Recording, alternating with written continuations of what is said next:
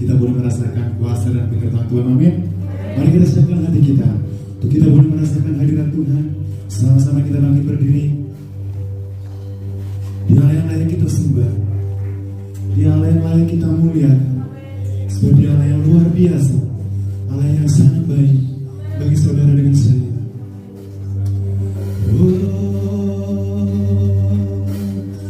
Haleluya. Amin Tuhan. Kau layak kami puja, Kau layak kami tinggikan. Terima kasih Tuhan. Sungguh dahsyat bagi kami.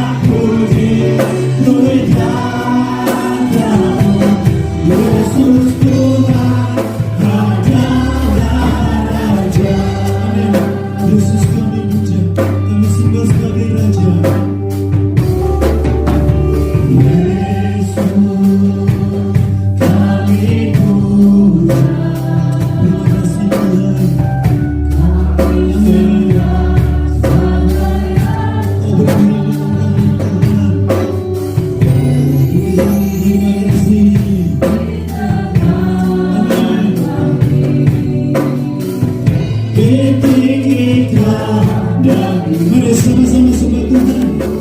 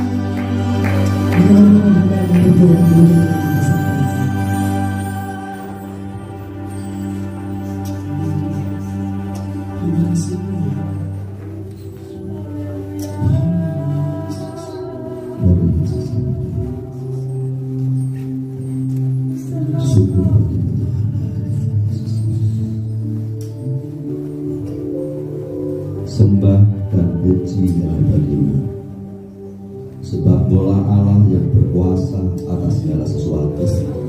Surga dan bumi ada di dalam kekuasaan-Mu.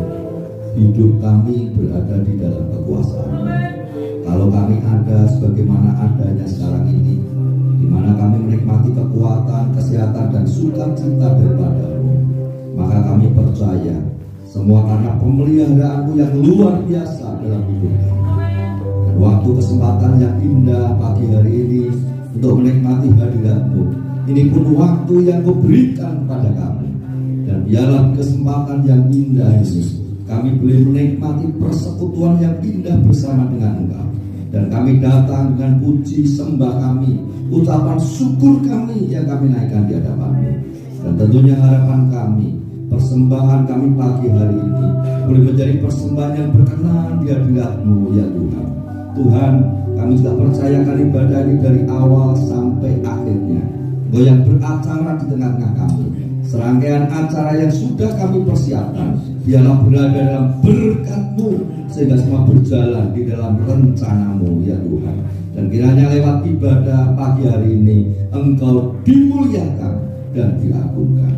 Terima kasih Bapa, dan hamba membuka ibadah di dalam nama Tuhan Yesus Kristus. Amin. Sekali lagi tepuk bagi Tuhan sama itu. Haleluya. Sekali lagi shalom. Apa kabar? Ya, semangat. Apa kabar? Bersyukur saat pagi hari ini kita ada sebagaimana kita ada, semua karena kasih dan keberkatan Tuhan. Amin. Ajaib Tuhan. Haleluya. Mari semua menang buat Tuhan.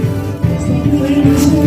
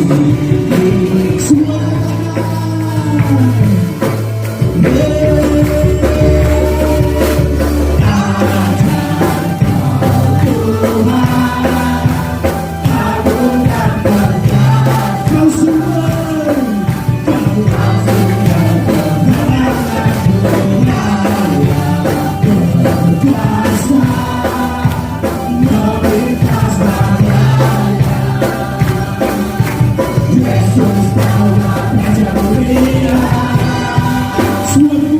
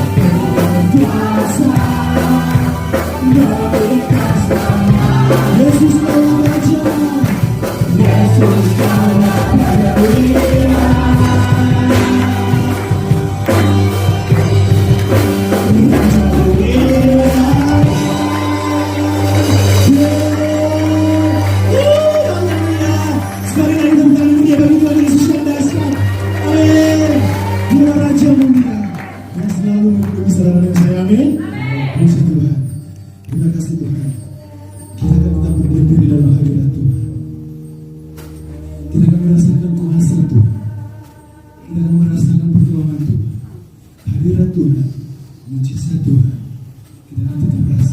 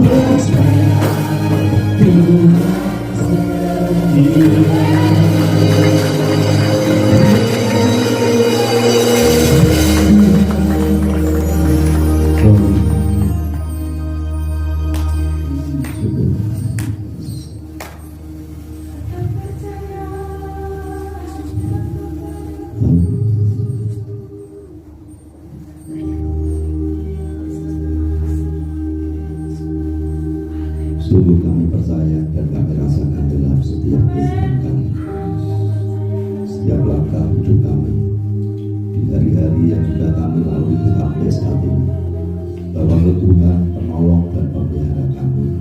Semua Engkau lakukan dalam hidup kami dan itu nyata kami rasakan sepanjang hidup kami. Kiranya pujian, pengagungan, ucapan syukur kami pagi hari ini menjadi ibadah yang berkenan di hadapan-Mu. Tiba waktunya Tuhan kami akan menikmati firman-Mu bila Tuhan berbicara pagi hari ini, sehingga setiap firman Tuhan yang kami terima adalah berkat yang datang daripada Kami. Kami sambut firman-Mu di dalam nama Tuhan Yesus Kristus. Amin. Silakan dulu. Salam sejahtera dalam kasih dan kemurahan Tuhan Yesus Kristus.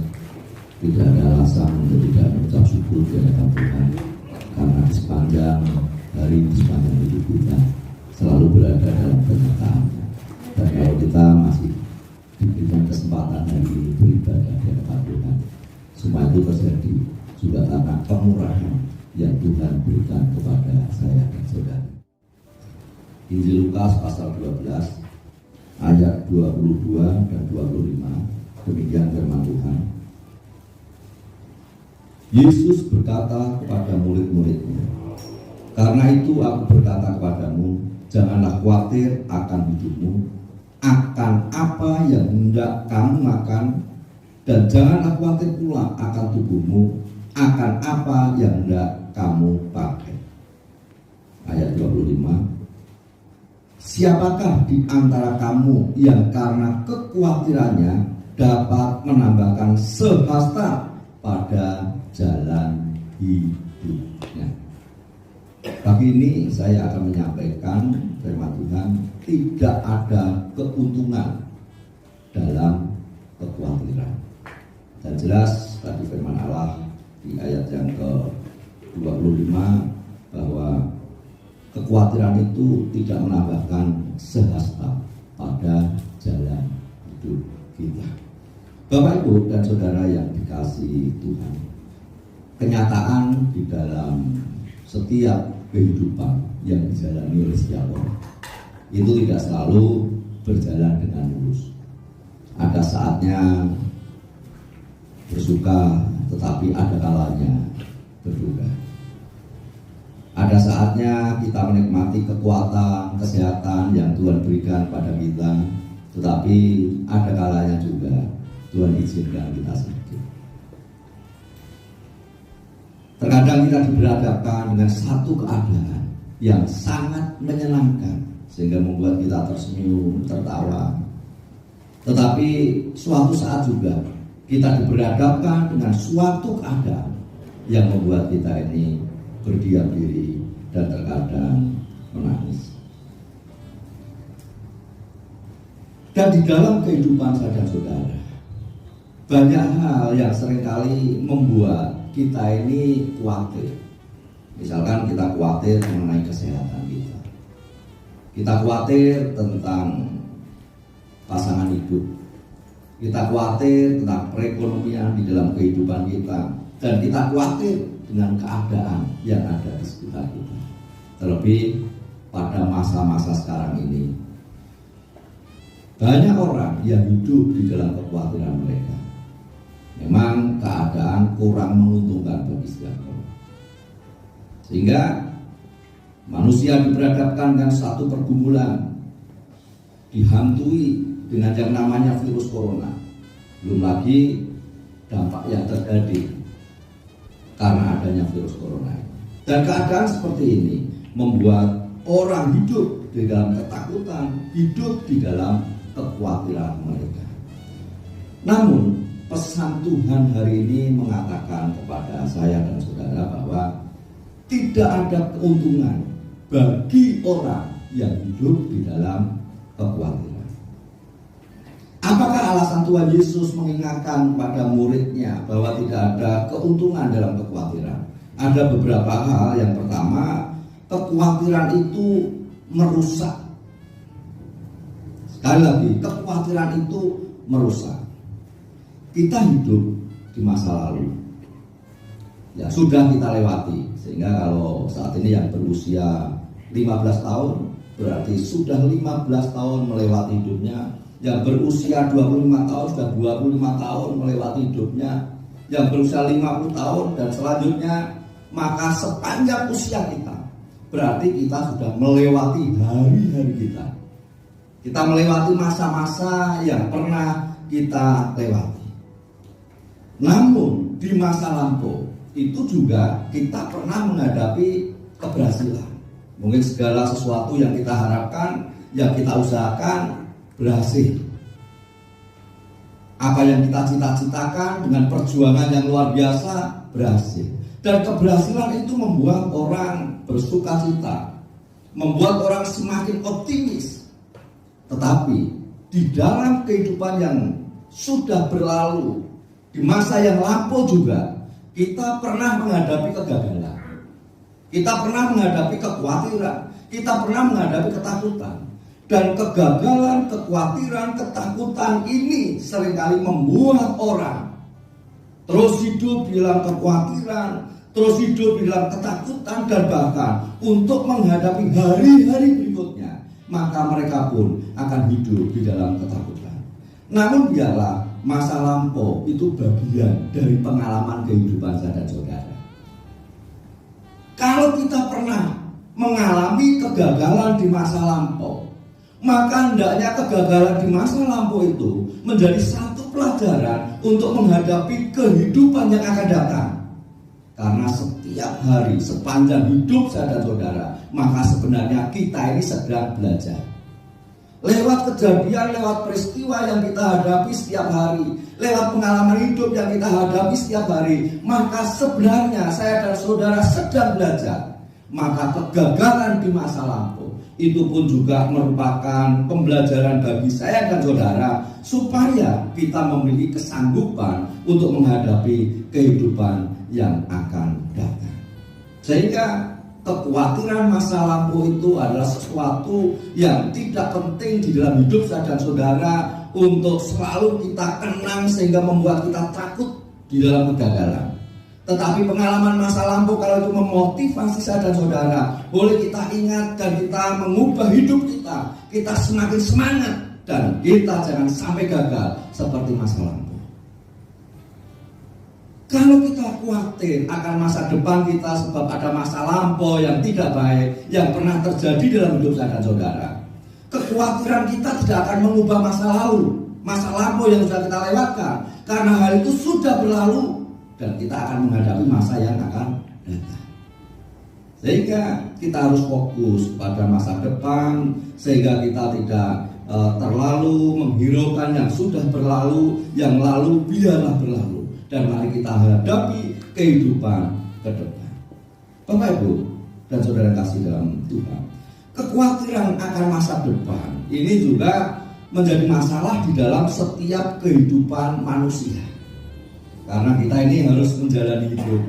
Hidup kita bukan hanya sampai di sini. Kalau minggu lalu saya sampaikan Ebenezer, sampai di sini Tuhan menolong kita. Besok kita menjalani hidup lagi, Tuhan pelihara kita, Tuhan tolong kita juga bisa mengatakan Ebenezer. Dan Tuhan akan menyertai saya dan saudara, Tuhan akan bersama dengan kita di dalam segala keadaan kita.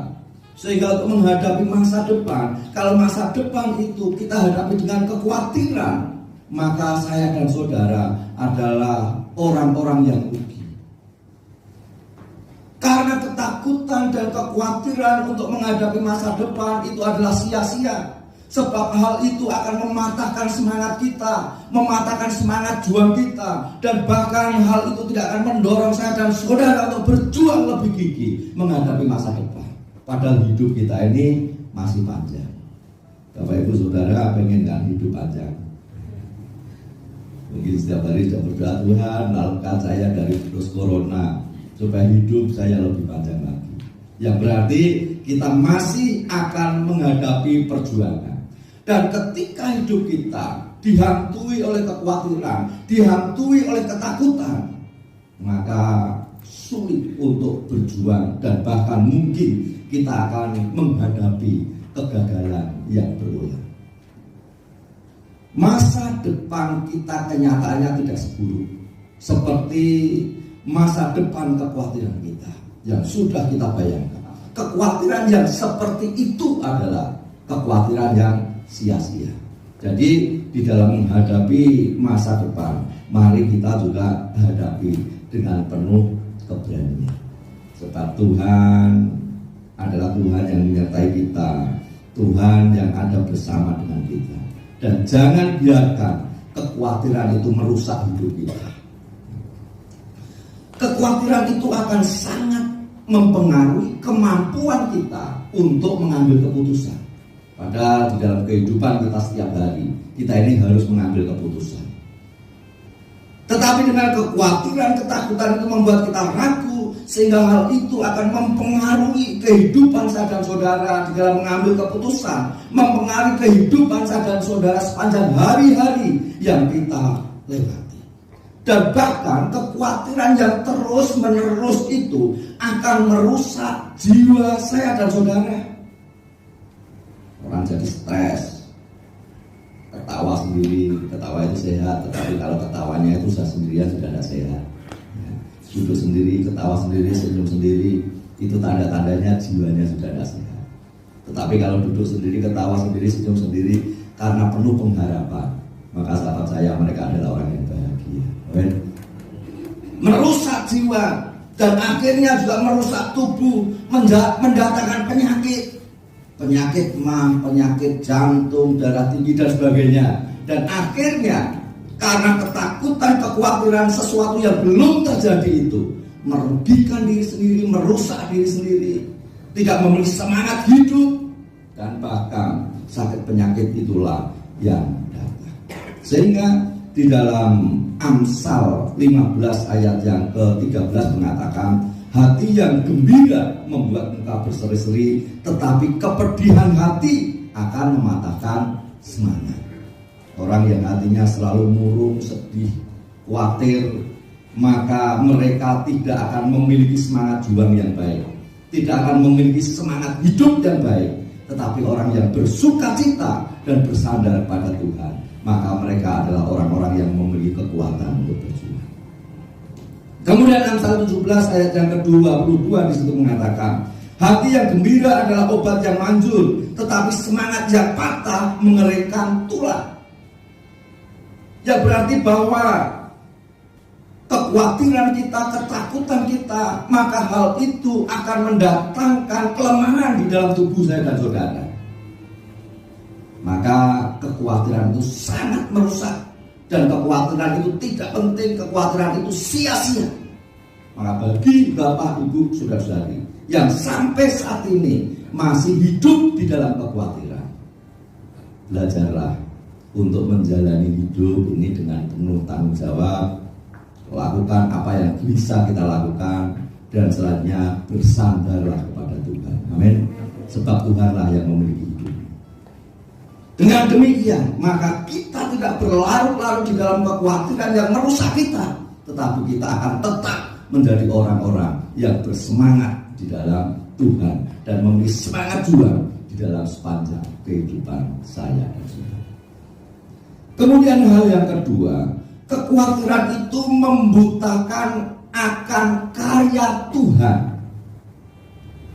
Kapan Tuhan berkarya? Tuhan berkarya itu sepanjang hari, sepanjang waktu Tuhan itu berkarya.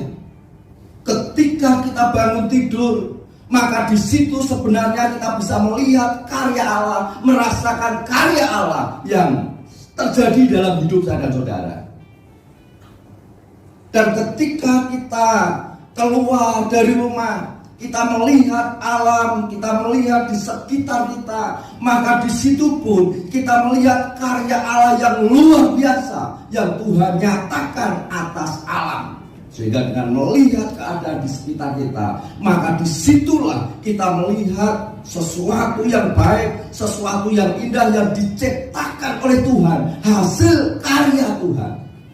Dan bahkan segala sesuatu yang ada berada di dalam kekuasaannya, berada di dalam kendalinya, yang berarti memang Tuhan itulah yang berkarya atas segala sesuatu.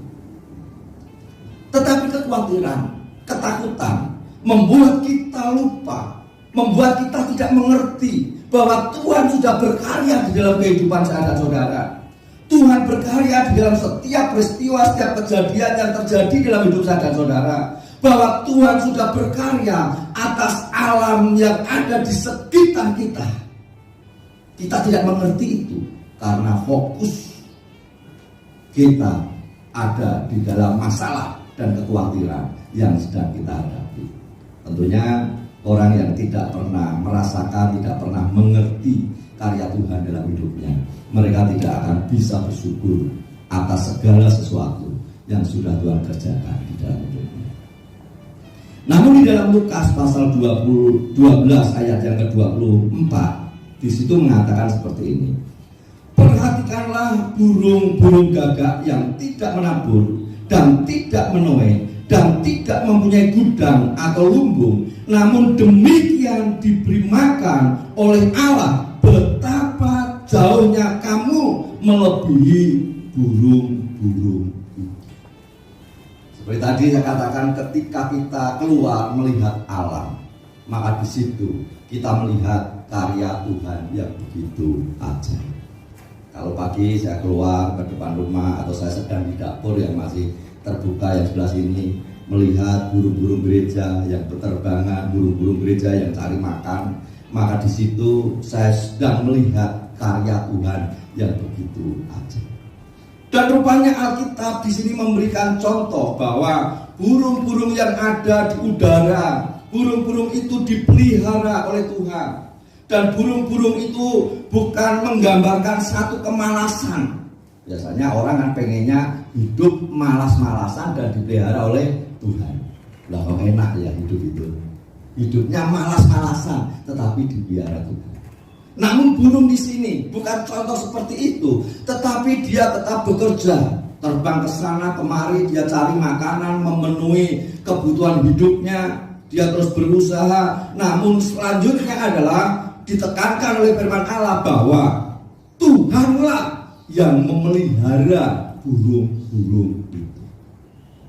Ya berarti Tuhan yang berkuasa, itulah yang memelihara burung-burung itu. Ketika kita melihat burung di udara yang ada makhluk ciptaan Tuhan, maka di situ kita bisa melihat kemurahan Tuhan yang sedang terjadi. Bahwa Tuhanlah yang menyediakan kebutuhan burung-burung itu. Bahkan burung-burung itu juga tidak menumpuk perbekalan untuk hari esok. Kalau dia terbang hari ini, makan hari ini, dia tidak membuat gudang untuk menyimpan makanannya. Kalau Bapak Ibu, saudari kita semua kan, kalau kita bekerja, kalau bisa ada yang disisihkan untuk disimpan, untuk persiapan masa depan, untuk persiapan masa paceklik seperti sekarang ini dengan adanya wabah corona, sehingga itu disimpan, diatur sedemikian rupa. Tapi belum tidak. Maka hal itu juga menggambarkan bahwa setiap saat, setiap waktu burung itu berada dalam pemeliharaan Tuhan.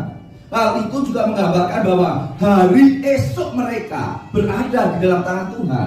Maka hal itu mengingatkan kepada saudara-saudara, kita adalah orang-orang yang percaya kepada Tuhan.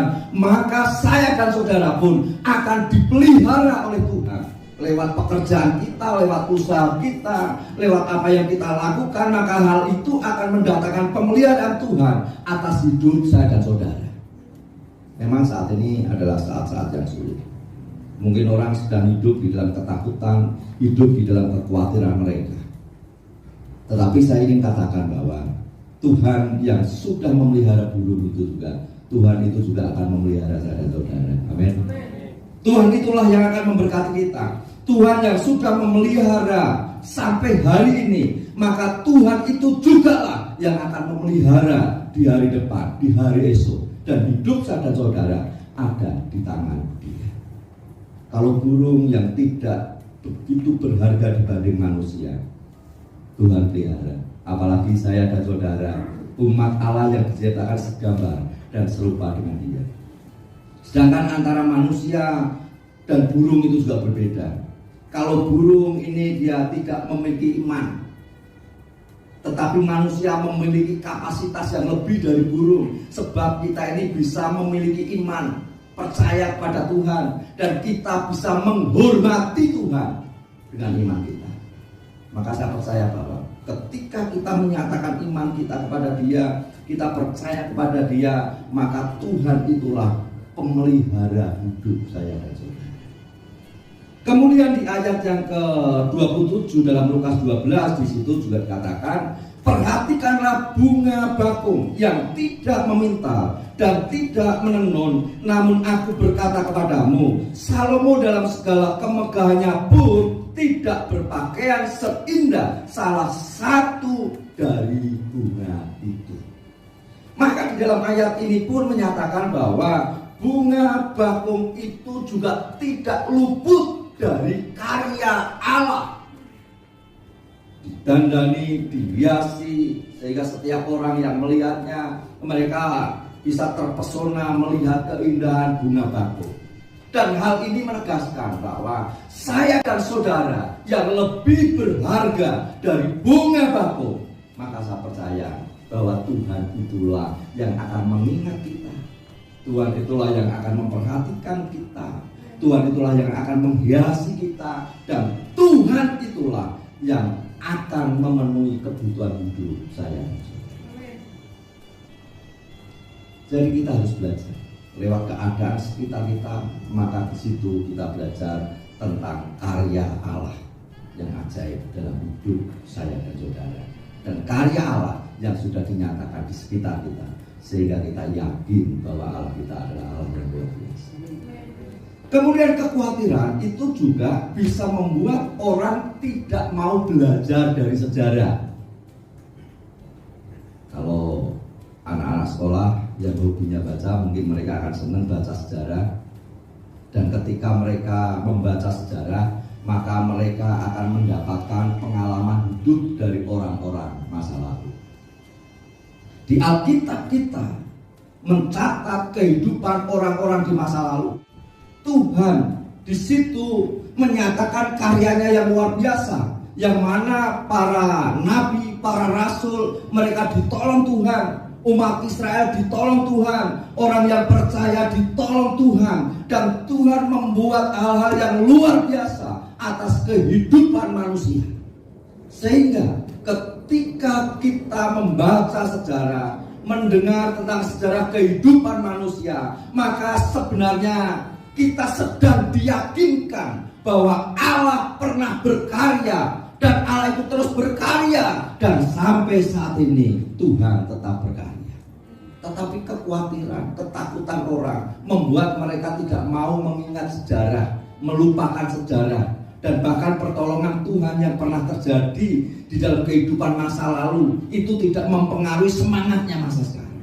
Dan bahkan mungkin Bapak, Ibu, Saudara-saudari pernah ditolong Tuhan di dalam kehidupan masa lalu, tetapi kekhawatiran, ketakutan itu tidak pernah membuat Bapak, Ibu, Saudara-saudari mengingat pertolongan Tuhan di masa lalu, sehingga hidupnya semakin lemah.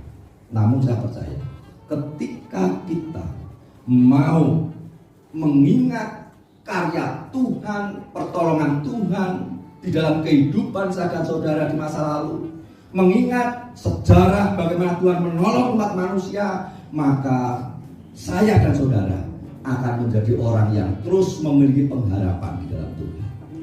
Sekalipun mungkin keadaan Tuhan izinkan sepertinya sulit, namun kita tetap memiliki pengharapan, sebab kita percaya bahwa Tuhan yang menolong di masa lalu, Tuhan itu akan tetap memberikan pertolongan. Di masa-masa sukar seperti saat ini, pengalaman hidup Bapak, Ibu, Saudara-saudari bersama dengan Tuhan, mungkin kau pernah ditolong Tuhan dan kau mengingat pertolongan Tuhan, mukjizat yang pernah Tuhan nyatakan atas hidupmu, maka membuat kau memiliki keberanian untuk menghadapi hidup dan tantangan di masa sekarang ini. Dengan demikian kita akan kuat di dalam segala keadaan. Amin. Di dalam keadaan susah, kita akan tetap kuat. Kita tidak hidup di dalam kekhawatiran, namun kita akan tetap memiliki semangat hidup dan kita akan hidup di dalam kemenangan. Oleh sebab itu, mari kita belajar dari pengalaman masa lalu, kehidupan masa lalu. Kita belajar dari karya Tuhan yang pernah dinyatakan atas hidup saya dan saudara, sehingga tidak ada alasan untuk hidup di dalam kekhawatiran lagi, sebab Tuhan masih berkarya sampai saat ini. Kemudian yang ketiga, kekhawatiran itu bertentangan dengan iman. Iman adalah percaya kepada Allah, dan bukan hanya percaya kepada Allah, tetapi juga mempercayakan diri kita kepada Allah, mempercayakan seluruh kehidupan kita kepada Allah, mempercayakan masalah kita kepada Allah, dan percaya bahwa Allah itu berkuasa, dan percaya bahwa Allah bisa melakukan sesuatu yang besar di dalam kehidupan saya dan saudara. Sehingga orang yang beriman, maka mereka akan menyerahkan hidupnya sepenuhnya kepada Allah. Apapun yang terjadi, tetap percaya bahwa rencana Allah itu selalu indah di dalam hidupnya. Dengan demikian, maka mereka tidak hidup di dalam ketakutan, tidak hidup di dalam kekhawatiran, sebab mereka percaya bahwa segala sesuatu yang dikerjakan oleh Allah itu indah. Dalam menghadapi setiap persoalan hidup manusia, maka orang akan menghadapinya dengan cara yang berbeda dan sikap yang berbeda. Ada orang yang sangat tenang ketika menghadapi masalah itu. Ya, masalah tetap dihadapi, berusaha untuk diselesaikan, namun mereka tetap tenang untuk menghadapinya. Mereka tetap mengambil tindakan-tindakan yang baik. Mereka selalu mengambil keputusan-keputusan yang baik. Pokoknya dia selalu tenanglah menghadapi itu, karena dia bergantung dan berserah kepada Tuhan. Sehingga dia hanya melakukan apa yang dari bagiannya untuk dilakukan, dan selebihnya diserahkan kepada Tuhan. Tetapi juga ada orang yang ketika menghadapi masalah di dalam hidupnya, mereka kelihatan begitu takut, mereka kelihatan begitu khawatir, dan bahkan mereka hanya mengeluh sana sini, mencurahkan hatinya sana sini, berharap supaya orang memperhatikan dan orang memberikan pertolongan, dan menghadapi hari-harinya dengan penuh ketakutan dan kekhawatiran. Orang yang seperti ini memang mereka belum bisa menyerahkan hidup sepenuhnya kepada Tuhan, dan belum bisa menyerahkan masalahnya sepenuhnya kepada Tuhan. Mereka berusaha untuk melihat masalah dan menghadapi masalah dengan kekuatannya sendiri, dan mereka mengukur bahwa dia tidak mampu untuk menyelesaikan masalah itu. Akhirnya mereka selalu hidup di dalam ketakutan dan kekhawatirannya. Dan biasanya orang seperti ini patah semangat, dan akhirnya dia mengurung diri, dan akhirnya tidak ada harapan di dalam hidupnya. Tidak lagi percaya kepada Tuhan yang mampu membuat segala sesuatu itu indah pada waktunya. Tidak lagi percaya dan bersandar kepada Allah bahwa Allah bisa melakukan perkara yang besar dalam hidupnya, bahwa Allah itu melampaui dari masalah persoalan yang sedang dihadapi. Karena apa?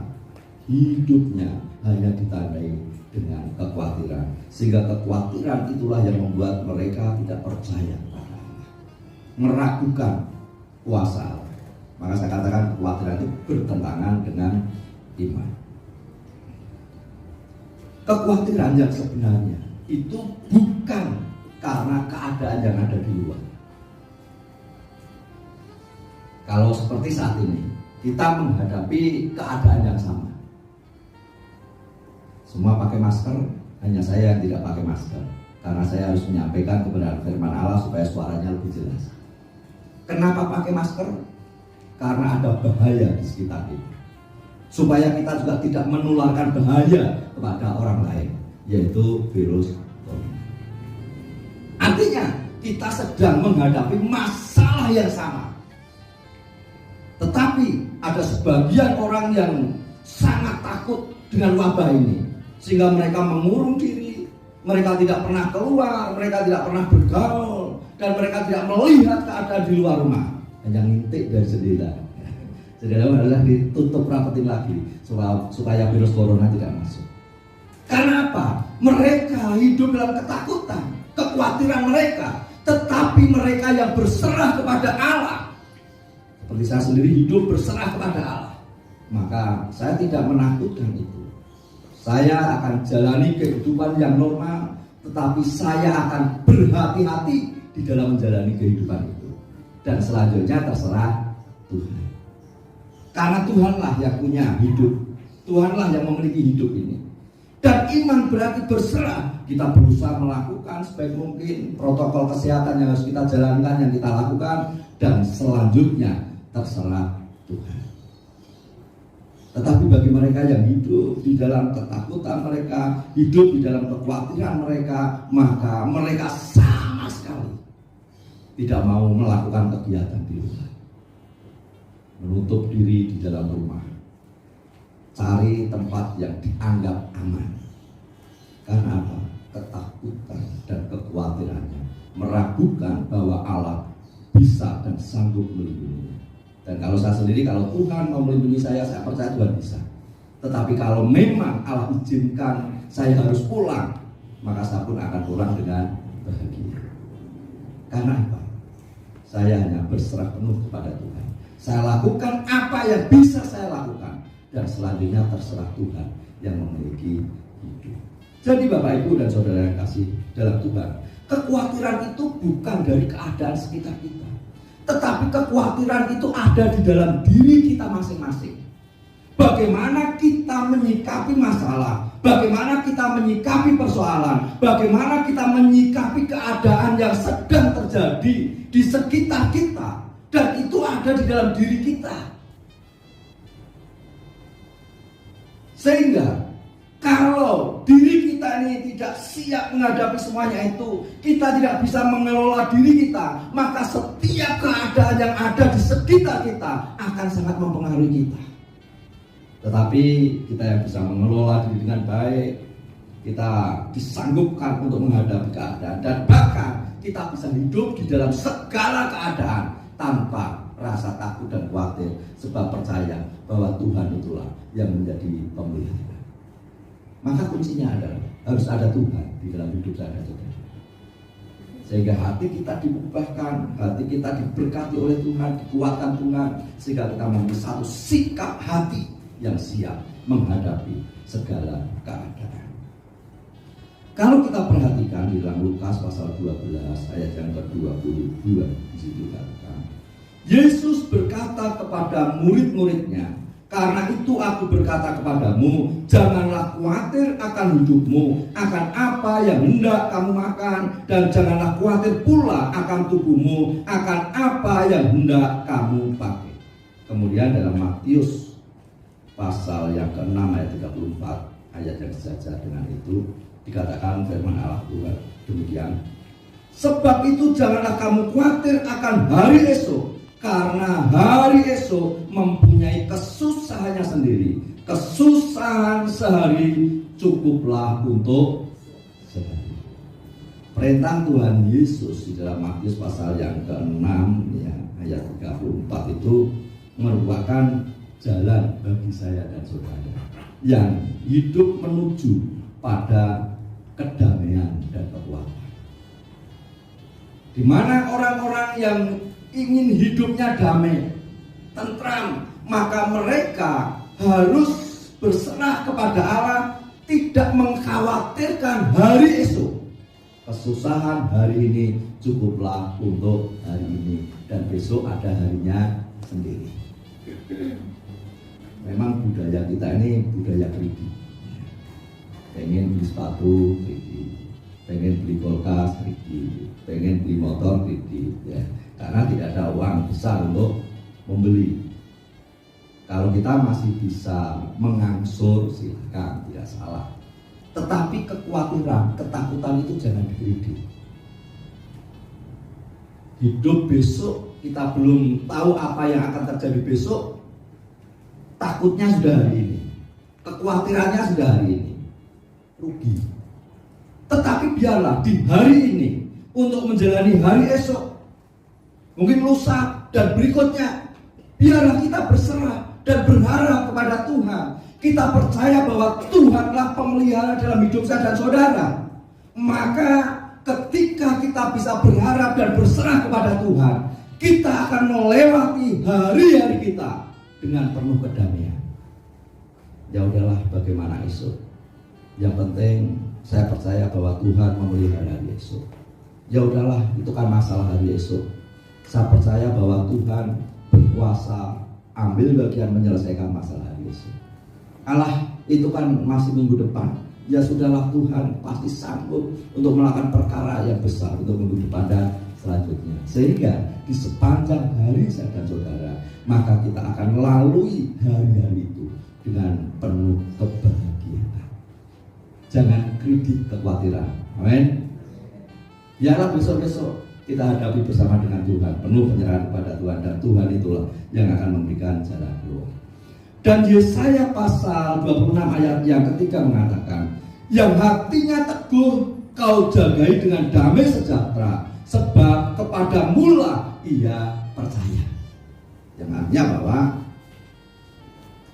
hati kita yang kuat karena kita percaya kepada Tuhan di dalam menghadapi hari-hari kita, di dalam menghadapi kehidupan kita setiap hari. Hati yang kuat dan percaya kepada Tuhan. Tuhan katakan, firman Allah katakan, akan kau jagai dengan damai sejahtera. Yang berarti kita akan melewati hari-hari kita dengan penuh damai sejahtera. Dan damai sejahtera itu datangnya dari Tuhan. Oleh sebab itu kita harus selalu mendekatkan diri kepada Tuhan, percaya kepada Tuhan. Jangan hidup di dalam kekhawatiran dan ketakutan kita, tetapi percayalah kepada Tuhan. Maka Tuhan itulah yang akan memberikan damai sejahtera. Dalam masa pandemi corona saat ini, belajarlah untuk tidak hidup di dalam kekhawatiran. Hadapilah segala sesuatu, hadapilah setiap keadaan sesuai dengan kenyataan yang harus kita hadapi. Sekarang kenyataannya apa? Bukan musim buah, bukan musim uang, tetapi pandemi corona. Itu satu kenyataan yang harus kita hadapi. Kita tahu bahayanya, kita tahu dampaknya, dan itu adalah kenyataan yang harus kita hadapi. Maka hal itu harus kita hadapi sesuai dengan kenyataan yang ada. Tetapi yang tidak boleh kita lupakan, milikilah pengharapan yang penuh kepada Tuhan. Sebab Tuhanlah yang akan memelihara hidup kita, Tuhanlah yang menjagai kita, dan Tuhanlah yang akan memelihara saya dan saudara. Tuhan memberkati. Jangan biarkan kekhawatiran itu ada, merusakkan kebahagiaanmu, merusakkan damai sejahtera, merusakkan pengharapanmu. Namun hiduplah di dalam penyerahan penuh kepada Tuhan, sebab Dialah pemelihara hidup. Bapa, kau setia. Oh Yesus, Yesus, syukur bagimu Tuhan.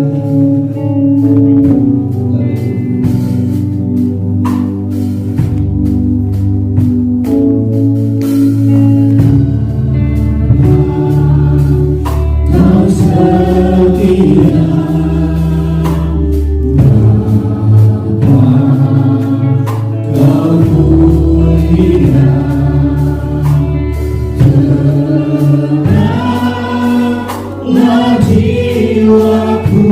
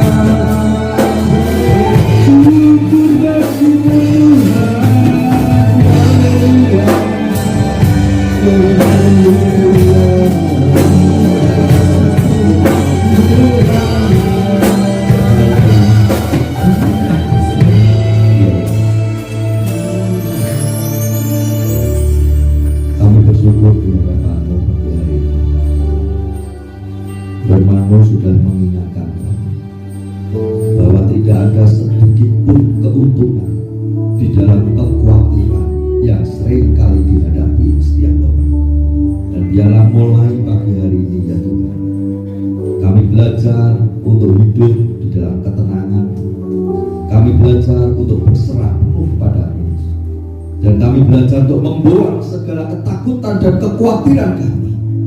Dan biarlah kami menetapkan hati kami untuk percaya kepada Engkau. Sehingga menghadapi segala sesuatu, maka kami bisa tenang bersama Dia. Terlebih di tengah-tengah pandemi saat ini, kami percaya perlindungan-Mu, kami percaya penyertaan-Mu, kami percaya pemeliharaan-Mu, dan biarlah iman kami kepada-Mu membuat kami hidup di dalam ketenangan, dan kami membuang setiap kekhawatiran yang ada di dalam hati kami. Terima kasih buat firman-Mu. Kiranya ini boleh menjadi penuntun kami yang menyertai kami sepanjang kehidupan kami. Tuhan, pagi hari ini kami juga berdoa buat jemaat-Mu yang belum bisa hadir. Biarlah Tuhan tetap memberkati setiap mereka, memelihara mereka, berikan damai sejahtera di dalam hati mereka, dan biarlah mereka mengambil keputusan untuk membuang segala kekhawatiran dan ketakutan mereka, dan mereka bersandar kepada Engkau. Kami juga bersyukur pimpinanmu dalam ibadah kami dari awal sampai akhir. Bila sebentar kami akan memberikan persembahan kami, persepuluhan kami, biarlah Tuhan yang akan memberkati kami, dan pemberian kami pagi hari ini di hadapan-Mu boleh menjadi persembahan yang berkenan. Dan bahkan lewat persembahan dan persepuluhan kami, maka Engkau selalu diberitakan dan kerajaan-Mu semakin diperluas. Dan bila sebentar jemaat-Mu juga akan pulang tinggalkan tempat ini, kiranya Tuhan yang akan menyertai setiap mereka. Mereka pulang dengan keselamatan dan damai sejahtera daripada Tuhan. Mereka boleh kembali ke rumah mereka masing-masing. Dan akhirnya sidang yang dikasih Tuhan, angkatlah tanganmu untuk menerima berkat. Cinta kasih dan perhatian dari Tuhan tertuju kepadamu. Diberkatilah rumah tanggamu, diberkatilah hidupnya, diberkatilah keturunanmu, pekerjaan dan usahamu dalam berkat Tuhan. Tuhanlah yang membuat berhasil dan menjadi berkat bagi banyak orang. Terimalah berkat ini di dalam nama Tuhan Yesus Kristus.